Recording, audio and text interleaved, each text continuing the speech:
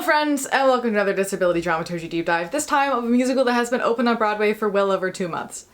I got there eventually. In my defense, I am about to move, so I've gotten behind on all kinds of theater. It's not just this one, but that is beside the point. This one is fun because we get to talk about a new concept for this series, and also because I have less to say on it, so it's gonna be shorter. Housekeeping things before we dive in. Hi there, hello, I'm Sydney. My pronouns are they, them. I make videos about disability or disability adjacent stuff in science, history, education, and media, and in this series we break down shows that either implicitly or explicitly involve disability to academically demonstrate that disabled stories have always been a part of the media canon and always will be, work on our critical thinking and media analysis skills, and talk about ways to more ethically stage and talk about these shows, always with a cool, that happened, now what? Mindset that doesn't point fingers but instead lovingly pushes the industry forward and unpacks the fundamentally flawed system on which it was built. It's a great time. We have fun here. Also, like, credentials. I work as a disability dramaturg. This is my job behind the scenes in the theater industry as well, among other accessibility and disability things that I do. I'm also a performer. Anyway, if you want to support me monetarily, my Patreon is linked below along with the source list, and if you want to support me for free, you can do that by liking, commenting, and or subscribing. Zero pressure on all of the above. I just like to remind you those things exist because object permanence is hard. Also, sorry, we're almost done. For friends who need it, I'm a white person with light brown, just beyond shoulder length curly hair. I am wearing a dark gray blazer, which is a slight character cosplay from the current revival, and I'm sitting in front of a plain wall that has green leaves on it. I also do have an accessibility review of the current run's design profile that's linked below as well, if that is a resource you might find useful. That has information on the sound design, the lighting design, where the bathrooms are, stairs, all of that kind of stuff. The show's overall not super bright or flashy, just in a handful of moments. So I appreciated that. It wasn't super stroby. But anyway, that is all the things.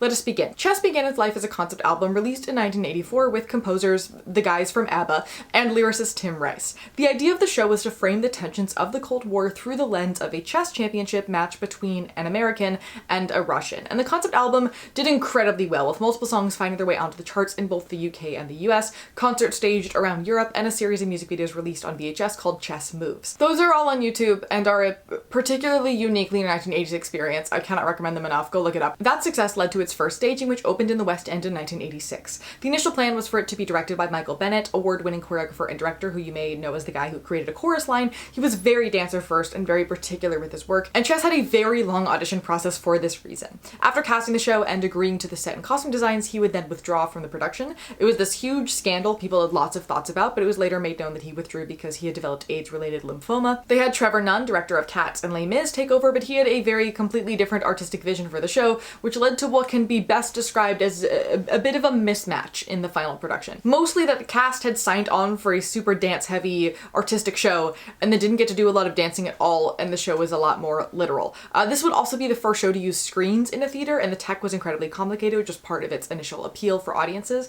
The reviews were mixed to positive, and the production received 3 Olivier nominations for Best Musical, Outstanding Performance by an Actor for Tommy Kerberg, who originated the role of Anatoly, sorry if I pronounced his last name wrong, and Outstanding Performance by an Actress for Elaine Page, who originated the role of Florence. It ran for 3 years in the West End, closing in 1989. Now, when they transferred Chess to Broadway in 1988, they decided to remake it entirely. Where the London production was pretty much entirely sung through, they created a larger book for Broadway, adding tons of scenes and plot points and scrambling the order of the score, which extended the runtime to being over 3 hours. And it was less well received and closed after only 68 performances, though Judy Kuhn, who played Florence, and David Carroll, who played Anatoly, still got Tony nominations for their roles. Since then, there have been tons of concerts. Also, people keep rewriting the script. The 1990 US tour was a new script. The 1990 Australia production was a new script. The 2002 Swedish language version was a new script in addition to a new language, but honestly, this gave them a lot more, like, freedom to change up a lot of the lyrics as well, which ultimately made it a completely different show that I quite liked.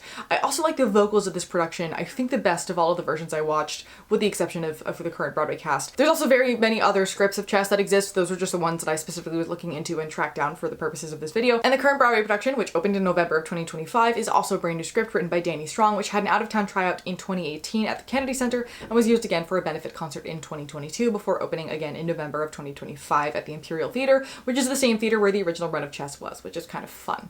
Now, all of that is the very basic surface level history of the show. I kept it very brief there because I would love you to go watch the more in-depth Wait in the Wings documentary about this history. I could never do it justice. I'm not even gonna try. I will link it above as well as in the description below. It goes into deep detail of the show as well as how AIDS impacted the arts world, and it's incredibly done, so please go check it out. Now, because this is Chess and the script has changed about 1,700 times.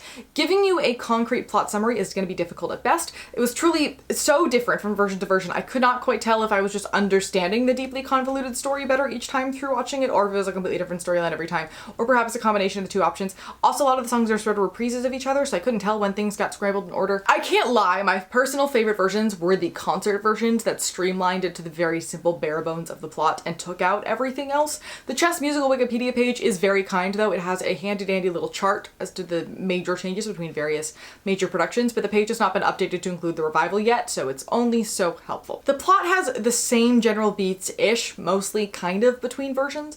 The original opened with the Arbiter, who's the president of the International Chess Federation, singing us a song about the history and origins of the game of chess, and then announcing that this year's World Chess Championship is in Murano, Italy. We then meet our players. First is the current world champion, hot-headed American Freddie Trumper, and his second, Florence Vassi, who is rumored to be his lover because she is. She is Hungarian-born, but was raised in Britain or in America, depends on the version. When a journalist asks him a question about his relationship with Florence, he gets incredibly angry and assaults the journalist, and that is a whole thing that happens. Our other player is Anatoly Sergeyevsky, a Soviet chess player who likes the game but not the politics surrounding it, and finds himself frustrated with the second, Malikov, and all of his scheming to try to rig the game in the USSR's favor. During the match, Freddie throws down the board in anger, accusing the Soviet side of not playing fair, and storms out. Florence tries to negotiate with Anatoly, Malikov, and the Arbiter, which ends in an agreement that all, minus the Arbiter, will meet at a local inn to come to some sort of truce and agree to go back to the game the following day. But Freddie doesn't show up for quite some time, which leaves Anatoly and Florence there alone together. They hit it off and quickly start to develop romantic feelings, which is awkward when Freddie shows up late and gets real mad about it. The next day at the match, Freddie's distracted about his loss of his love for Florence to Anatoly and is kind of the worst about it, but also like, how can you not be at least a little bit the worst about a situation like that? I see his point. Though the way that he goes about it is like kind of abusive and really bad, but I understand the core emotion behind it. Anyway, Florence quits in anger, so Freddie gives the Arbiter a letter of resignation and announces that he is retiring from chess, and he dips, which leaves Anatoly as the world champion by default. Anatoly immediately defects from the USSR, seeking asylum with the British government. A year passes during intermission, so we return to the next championship in Bangkok, Thailand. Freddie returns for this championship as a commentator this time, which freaks Anatoly and Florence out because they're now public about their relationship with one another. They don't really want him involved. And this game is also technically East versus West because Anatoly is now competing on behalf of Britain and Malikov has returned with a new guy. And to try to influence the match, he brings Anatoly's estranged wife, Svetlana, over to Thailand as well. Malikov tries to blackmail her into getting him to throw the match because his loss means that certain imprisoned people from both sides will get released, including potentially Florence's father. That bit is never quite properly explained in any of the versions, but generally that's the vibe. Malikov wants him to lose for political reasons and is willing to do whatever in making relationships even messier to try to make that happen. And Svetlana and Florence end up bonding over Anatoly, and Freddie ends up giving Anatoly a tip on the other competitor's weakness to help him win the game, which proves successful. He then chooses to defect back to Russia to return to his children, even though he has long been out of love with his wife. And Florence learns that they don't actually know if her father is alive or not in order to be released, so she's very sad that she, like everybody else, has been used as a sort of pawn. And that's the British version of the show. The American one has many of the same beats, but it uses its songs in completely different places in the narrative, which doesn't always make the most sense. There's also only one tournament rather than the two, which crunches this timeline of the affair between Florence and Anatoly significantly, which makes their love for each other feel a little less real. Not that it ever really feels real in the 1 year time of the original one either. But during this combined tournament, Freddie ultimately wins. They also try to expand Florence's character, framing it with her learning how to play chess from her father and then being supposedly reunited with him thanks to Malikov's hard work, except that actually it wasn't her real father, it was just a political ploy. My favorite of all of them plot-wise, beside the 2003 and 2008 concerts, which I actually think are the strongest versions of the show narratively because they have to simplify the plot to a small handful of paragraphs and expanded the dancing out in those, which made it feel a little more fantastical and artistic, which I think serves the material really well. But my favorite fully staged version beyond that is the 2002 Swedish version because in translating it they weren't as beholden to the specific lyrics and circumstances, which led them to a stronger job of handling the characters and the world building. Also, everybody's a lot older, which has completely different political and social implications than the more traditional, oh, these young people are just messy feel that the story can tend to have. Also, hands down the strongest and smoothest vocal performances for pretty much every role that's recorded in this version, at least based on my own preferences. Again, current Broadway is very much on par with that. The Australian version sort of smushed Broadway in London, but also functionally opens with one night in Bangkok and then uses that as a theme throughout the show. That was fascinating. The current Broadway production reimagines it entirely, putting the Arbiter into a much more central narrator role where he walks you through the events as they happen in a sort of anachronistic way. It also takes a lot of the agency away from Freddie and Anatoly because the overarching idea is that they're political pawns in negotiations between the CIA and the KGB, so it's more about politics than it is about interpersonal relationships, if that makes any sense. The show used to be an allegory for the Cold War, and this time around, it's directly causing the Cold War somehow. I had a lot of fun. This is one of those things where I, like, researching the show was like, I feel kind of iffy about it, and then I saw it live and I was like, oh, I get it. I understand. I felt the same way with Tommy when I saw it. I was, again, like, why? This show is really strange. And then I saw it live and I was like, wow, this score is great. And I love hearing it live and it means a lot to me, and it really changed my perspective on the show. And again, like, there is nothing like hearing this score sung live and sung well. Specifically to shout people out, because I'm a huge fan of doing that, the ease with which Aaron Tveit pops out Freddie's music is delightful. My favorite Sweeney Todd of all time, Nicholas Christopher, has insane breath control. Oh my gosh. I was also there on a double understudy night. We had Katerina Papakostas as Florence. Apologies if I pronounced her last name wrong. Go see her if you can. I'm sure that Lea Michele is fantastic because she's Lea Michele, but this was truly top tier vocal performances of all time for me. Unbelievable. And then Samantha Polino was Svetlana, which I believe is her debut in the role that night. She was also amazing. So because of that, the audience was also full of friends of the two of them, and people who are like know the industry more. So the energy of that show was just off the chart. So again, I had a lot of fun, but I do think the script doesn't quite trust the audience to get it, and thus chooses to be very tongue-in-cheek about how chaotic this show is, which never lets you connect to the storyline or any of the characters because it sort of felt like we were supposed to laugh at it and not take it seriously, which made it kind of tonally confusing as well. We're not going to touch on Chess's historical accuracy and the propagation of certain Western narratives around the Soviet Union in this video. Don't worry about that. But I will say that the switch from the game being an allegory to the game literally causing potential nuclear war further highlights the Soviet stereotypes that exist in the source material. Now, you may be thinking at this point, Sydney, where is their disability in this musical? And I, too, had that thought. I was very confused as to why I was told by multiple people that I needed to cover the show as I watched the original London production, Broadway production, Australia production, Swedish production, 2003, 2008 concert versions, and extant clips from the 2018 Kennedy Center production. And then I started watching the 2022 benefit concert with the Danny Strong script, and I went, oh, okay.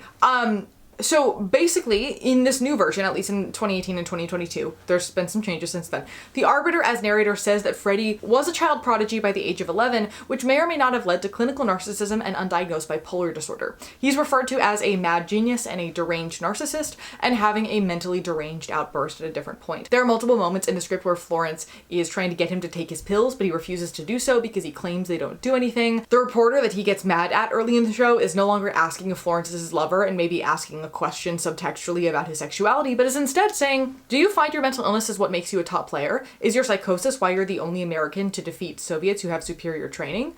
There was also a moment where he's off his meds and becomes convinced that his hotel room is bugged, including that they've somehow bugged his teeth and that everybody's plotting against him. On Broadway now, all of that remains, but they did change the line noting clinical narcissism and undiagnosed bipolar to he was a chess prodigy by age 11, which may or may not have led to manic depressive illness, which we now call bipolar disorder. What we do know is that being a grandmaster from such a young age has taken a great toll, and he's later referred to as a deranged narcissist, so the word is still in the text.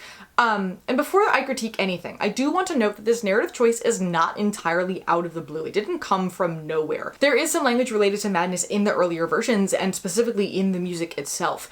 In most of them, Freddie is referred to as being less than stable, as having erratic behavior, as being a bit paranoid. There's also a conversation between Anatoly and Malakov where Malakov says that Freddie is utterly mad. Believe me, Anatoly, you're playing a lunatic. And Anatoly responds, that's the problem. He's a brilliant lunatic. You can't tell which way he'll jump. Like his game, he's impossible to analyze. You can't dissect him, predict him, which of course means he's not a lunatic at all.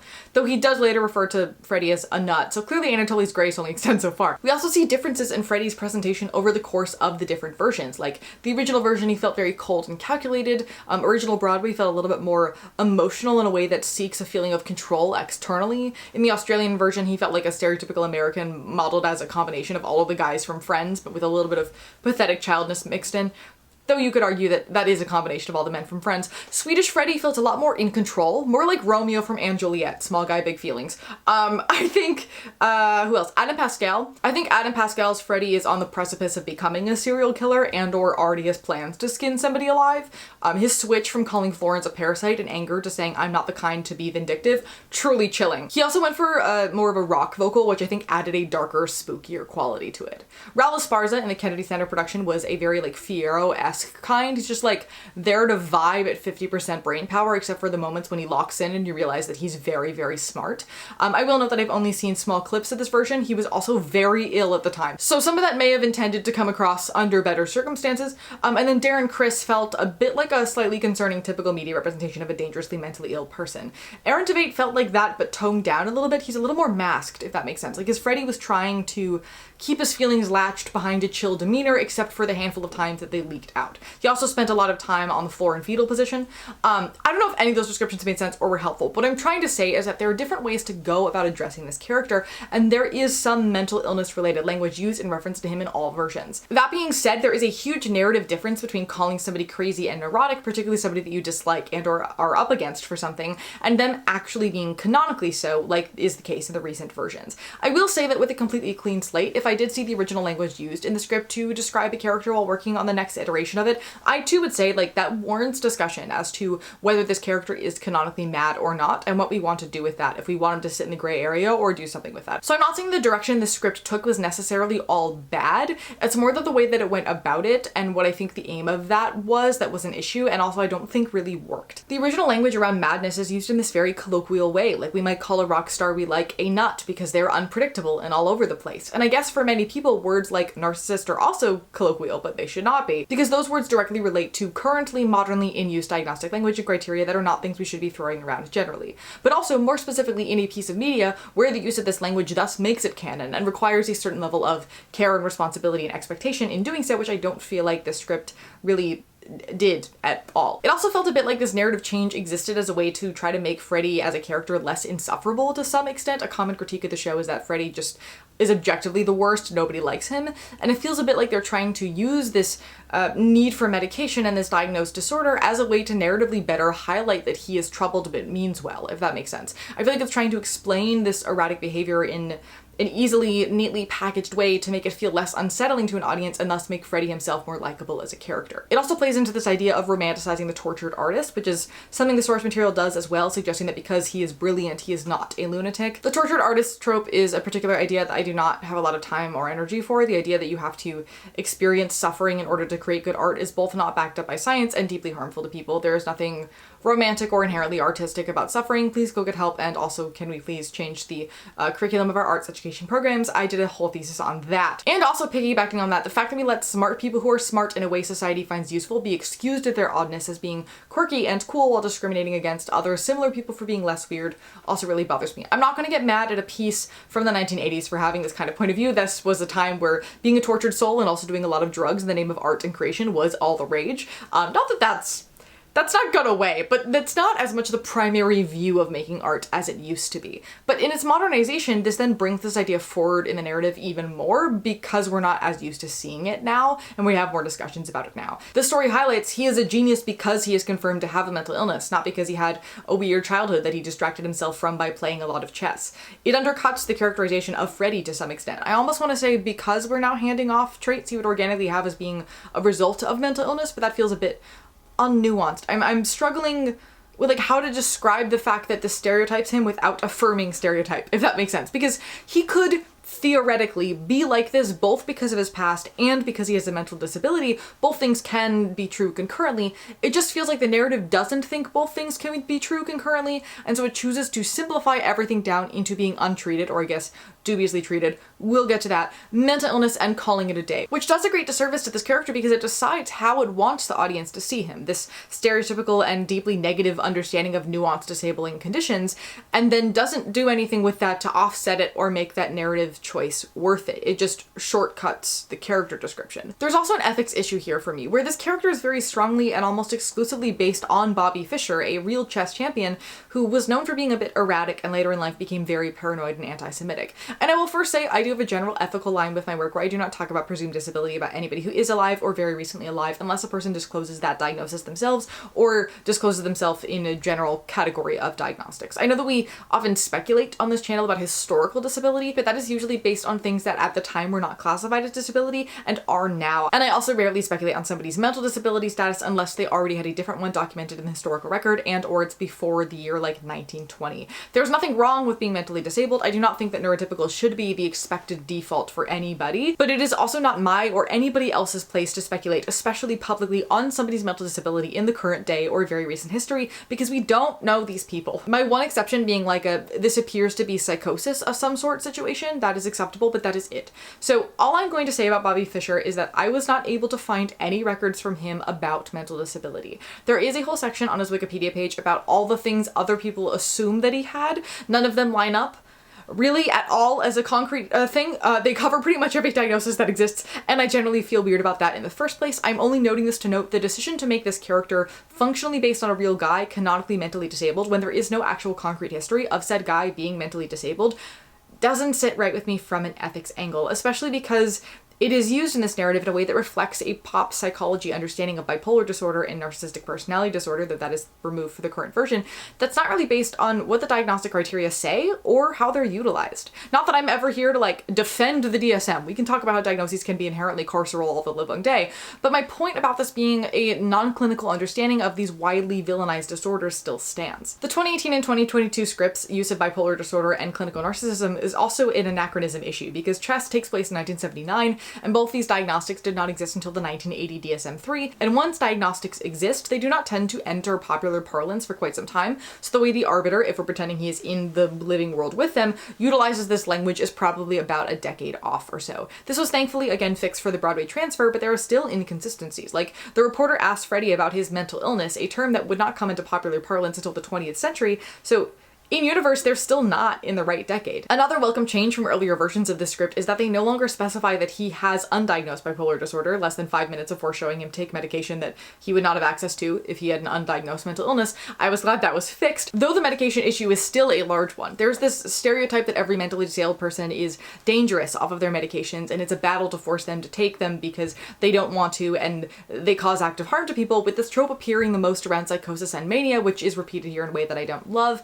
And it also doesn't seem to quite understand how medication works or the nature of bipolar disorder either. In the show, it's showing his large mood swings during the day, being debilitatingly depressed until he takes his medication, and then suddenly immediately goes into an almost manic state of energy. Bipolar disorder, by definition, is marked by distinct periods of time marked by mania or depression, typically for a period of 1 to 3 weeks, but can be even longer. Any cycle of those things with that frequency happening over the course of a day, as we see with Freddie in the show, is just severe emotional dysregulation, or somebody who is using drugs in a way that is causing significant highs and lows. Any medication he would have been on for what was known as manic depressive disorder at the time in the late 1970s would have been an antipsychotic and or a mood stabilizer, both of which are the kinds of medications that can take at absolute minimum 1 week to start having an effect on mood. This is also true in the inverse, so these kinds of medications that take some time to work in your system also take a little bit of time to wear off. So if you were to miss a singular dose, and I'm not saying do that, to be very clear, this is not a safe thing to do, but if it were to happen,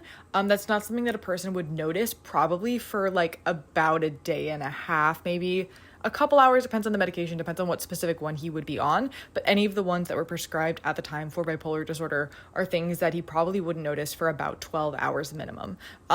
So it's not something where suddenly, oh, I forgot to take my meds today, and 2 hours later I'm laying on the floor and I have depression. That's not how this kind of thing functions. That's how something like a stimulant medication might work, but that is not the kind of thing that he would have been on at this time or would have been on for this diagnosis altogether. So this idea that he takes his medication and then suddenly perks up is not the case unless it's like a Xanax, but those didn't hit the market until after this musical takes place also, so probably not bad. But back to our narrative. When it comes to comparing all of the characterizations of Freddie in the different productions, I felt like once he became canonically mentally ill, this sort of overshadowed his character traits in all of those versions, because most of the traits are now narratively intended to be descriptive of his mental disorder. They have been subsumed under an umbrella that then gives us lots of other expectations about the character based on our colloquial pop psychology understanding of this umbrella, and any audience is sort of expected to note what his behavior on meds versus off meds looks like rather than just see him as a human person. It feels like the script has stereotyped him for you, which automatically makes him feel very flat.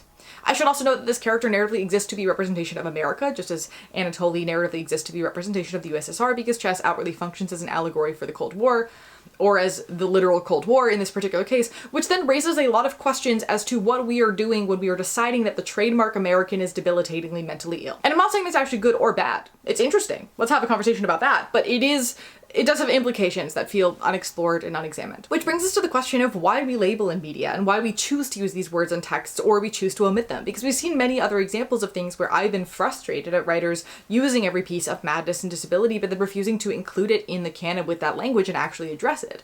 But for me, when it comes to canonically diagnosing a character, it should only be done for expansion purposes. And what I mean by this is if we're going to go, oh, this character fulfills the stereotype of how I understand that mental illness to work, so let me just say that they have it, we're often using that as a way to explain or justify negative behavior in a way that separates us from that person. People who are like that, the people who cause harm, they have a disorder. They're easy to spot, so I have nothing in common with that person because I don't have the disorder, so I can't cause harm, and I'm not like them, which is dangerous on a couple different fronts, right? It means that we are ignoring our ability to cause harm. We're also seeing that person as not as much of a person. Both of those things are, again, very dangerous. It also further stereotypes that condition because it's being used in the negative and it's being used without complete understandings of the concept, entrenching things that aren't real about the disorder that people think are real about the disorder, which creates problems for those in that community and often results in them receiving even less empathy and care because people automatically villainize them due to their portrayal in media. If we're diagnosing a character to expand their world, perhaps they struggle with something that a diagnosis might help them accommodate. Perhaps they are a nuanced, multi-dimensional character that would be a great media representation for people in that community if made canon in that piece of media. Perhaps this character is a little villainized and adding a nuanced understanding of disability can make that more interesting. All of that through a well-researched lens of, see, they're just like me or they're just like us, and acknowledgement that non-disabled is not and should not be the default. That is when it's okay and perhaps even great, when it makes sense for the source material. And to be clear about the aspect of adding nuance to somebody who's villainized, if you're going, Sydney, isn't that what they tried to do in this version? I would note that they did so without a thorough knowledge of the disabilities being utilized here, and so it's more thrown in as a word recognition piece to shortcut understanding for an audience, rather than a nuanced exploration of character. Because he isn't humanized in any other sense. He is a selfish prick in the original, and now he's a selfish prick with the word bipolar and narcissist attached to him. We only see everybody else around him struggle with his disability. There's like a line or two about him being about how exhausting it is to be paranoid, but that's really all that we get. We don't get to know this guy enough or get enough nuance from him to make this choice of storyline ethically work. I'm not sure how I would fix it per se, but that sort of brings us into the now what section of this video, which is like what I would do if I were working on the show as a disability dramaturg, which I don't think the canonic inclusion of mental disability is particularly helpful here, both for the character and for the narrative. Like, this was a time where extreme paranoia was the expected norm, so I think it serves us better to be unclear whether he is paranoid about real stuff he has every right to be worried about, or whether it's all in his head and it's a problem, because that precisely represents the US government in this Cold War allegory.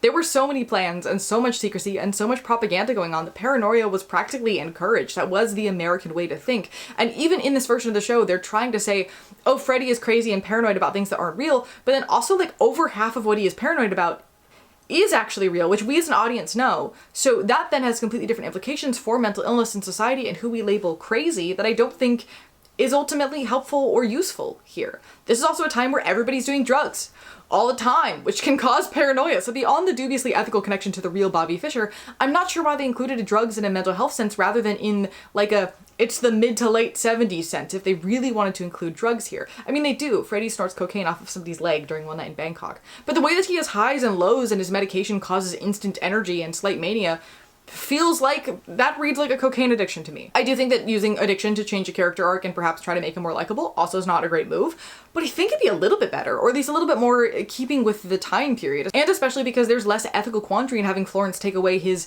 non-necessary drugs to sabotage his game if they're no longer essential mental health medications. And another weird narrative quirk of the show is that in Act 2, once Freddy has resigned from chess, his mental illness appears to be pretty much gone.